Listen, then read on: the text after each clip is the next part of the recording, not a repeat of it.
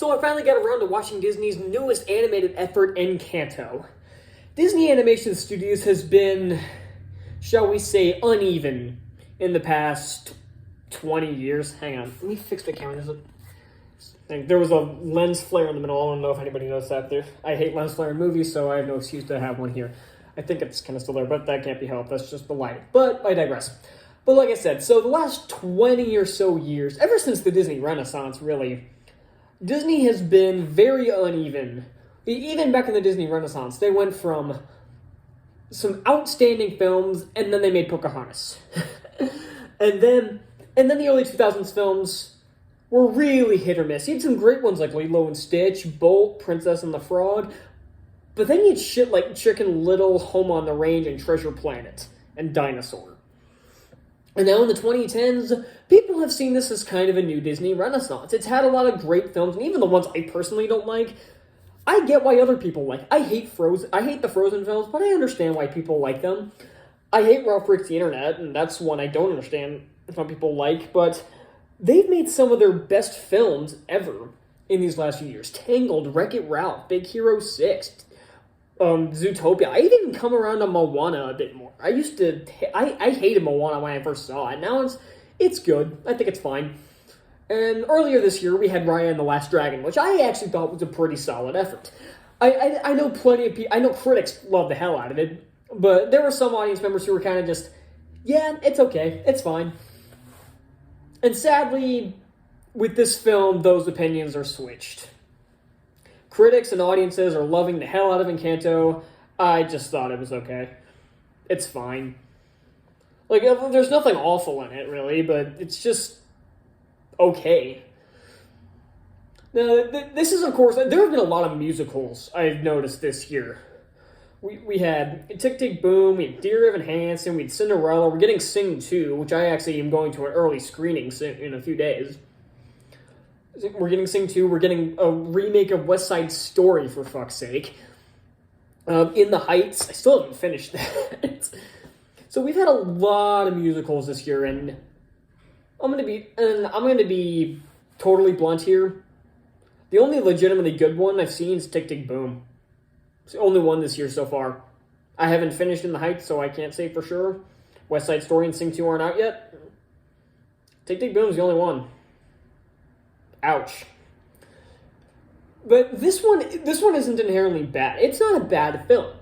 I'll throw the easy one out the way first. The animation looks fantastic. It's Disney. It has no excuse to look bad, so it looks fantastic. It's probably some of their best animation.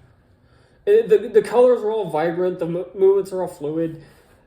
The song sequences look pretty cool. Like, there was one song sequence, it was called Surface Pressure, I believe is the song. It was by the strong chick, I can't remember her name. But it had a very similar style to Friend Like Me, with a lot of wacky visuals and a lot of like different scenarios. The song wasn't nearly as good as Friend Like Me, don't get me wrong, but it had that same kind of vibe to it, and I liked it. The songs themselves are pretty decent. I think the opening song is fun. I think, like I said, Surface Pressure, I think that's the name of the song, is a decent number. I think the song by her other sister, The Perfect Girl, I don't remember what the song was called. That one was okay, but kind of forgettable. There is a flashback sequence, which I'll get into later, because that is a heavy spoiler territory, because it's in like the last 15 minutes. That's all sung in Latin. It sounds nice. I have no idea what he's saying. I do speak a little Latin, so I was able to pick up on a few words, but not enough for a full 3-minute song. I had no idea what he was saying the majority of the time. I just looked at the visuals and listened to the music, and it was nice music. The finale song was pretty corny and honestly not that enticing to watch. Like, that is my main problem with this film, is that I just wasn't interested. I really wasn't. It's hard to explain. Raya and the Last Dragon I saw on Disney+. This one I saw in a theater. So why was I less invested in this one? I think part of the reason is that the marketing... I think my brain got stuck there for a second. I'm trying this again. The marketing made it seem like there was another big adventure, like she was going to go off somewhere to get the family's magic back. I don't even think she leaves the town. Hell, I don't even think she leaves the house. Like, because there's this hideout where one character who I guess left at some point. It's not in like this place where he actually left. He's like underneath the house or or it's like in the walls like a rat. It doesn't make sense. And so yeah, it was marketed as a big adventure. I don't even think she leaves the house, which is bullshit.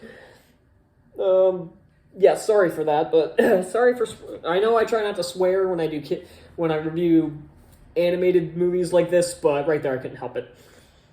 So I just found this movie incredibly boring is the problem. And that should never be the case when you have musical numbers that are actually very well animated and look very nice and are sung very well. The singing's all great, which you have no excuse. I think Disney is finally getting back into the boat of actually casting people who can sing instead of casting people like Emma Watson and Seth Rogen, or doing some shitty autotune like they did with Emma Watson or Dear Evan Hansen did with Ben Platt. Even though he can sing, I don't know why they auto-tuned him, but I digress. But what are the best things? Okay, one thing I need to get into is the ending. I was going to say what are the best things in this. The best thing in this is the animation and the musical numbers. I would say the characters aren't very are just kind of generic. There are a lot. I think the problem is.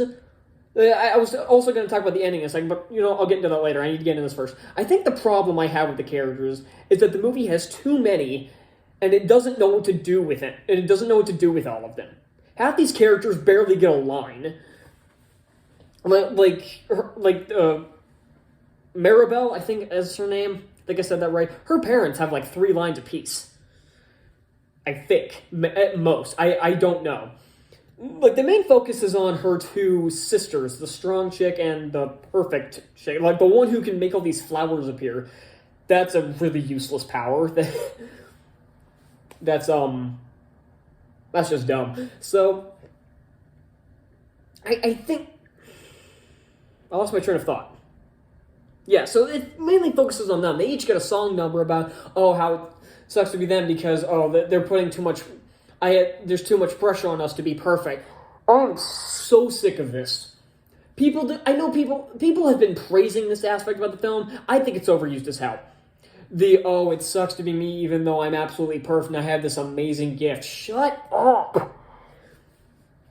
And they build up this thing that the grandmother is very hard on them because she needs them to be perfect. Other than one scene, which any parent would be hard on their kids to make it perfect during a proposal that they're trying to make everything go smoothly. Other than that, I don't really see any evidence to support this claim. Other than she just treats the main character like shit for no reason. I don't care about my no swearing in animated films rule. I don't care anymore. She treats her like crap because she doesn't have a gift. And again, it's kind of explained in a flashback. She's basically... Okay, I'm going to get into the ending here. So, spoilers, I guess. The movie's been out for over a week now. So, she... Oh my god, I keep losing my train of thought. I think this movie broke my brain. And it's not even that bad of a movie. I think my brain is just... My brain is jumbled. I can't think. Let me try this again. Let me try this one more time. I should have just done another take of this video, but honestly, it's gone off the rails. I just need to power through the rest of this video. It's told in a flashback. She's hard on her because of this tragic thing that happened back then. And this is the scene where it has the Latin song in the background, and again, don't understand very much of it, but. Again, that's not the focus of the scene, but the problem is, not only does this come out of nowhere in the last 10 minutes of the movie, it doesn't make me feel bad for her. It just makes her, she's still a jackass for being so hard on her. I think the twist here, if I'm not mistaken, is that Maribel is kind of adopted, I guess, which is why she doesn't have a power. I don't know. I got lost during that scene. I just kind of just... I think my brain shut off in the last 10 minutes of this movie. And again, it's not even that bad of a film. It's just bland. I didn't...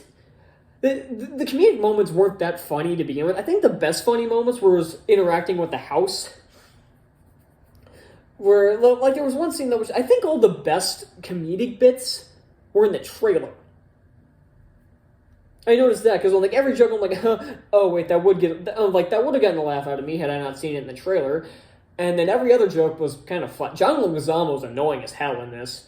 Like, I'm glad to see he's getting good work now after Spawn and Playing with Fire. So, he's not inherently bad, but his character is kind of obnoxious. And Lin-Manuel Miranda couldn't resist putting a small little rap segment in this for Bruno at the... I think it was supposed to be rapping with that, or he was just singing fast. I can't... It's Lin-Manuel Miranda, I can't tell, but he just couldn't help himself. Because he did one for Maui, he had to do one here, and he just couldn't restrain himself. Is there much else to talk about? I don't think there is. This movie's fine. It's okay. It's not terrible. It's kind of what I was expecting. Because I saw the trailer, I'm like, okay, this looks fine, I guess. Not really much to it, but and that's exactly what I got. So, basically what you thought of the trailer will probably be what you think of the film. If you love the trailer and you think this movie looks fantastic, you will probably love it. If you thought the movie looks terrible, you'll probably think it's terrible. And if you thought it just looked okay like I did, that's exactly what you're going to get. So I'm going to give Encanto a C, I guess. Man, this was kind of disappointing. I was really hoping to like this, especially after all the good buzz it was getting. But Tick Tick Boom, this ain't. Hell, Raya and the Last Dragon, this ain't. So, yeah, thank you all so much for watching. What do you think of Encanto? Did you like it like everybody else did, apparently? Did you hate it? Did you just think it was okay like I did? Yeah, I would say next is Diary of a Wimpy Kid, even though that barely counts as a film. It's less than an hour from what I can tell. But unfortunately, I got 2 more movies to go in November. 8-Bit Christmas and Resident Evil. Yay.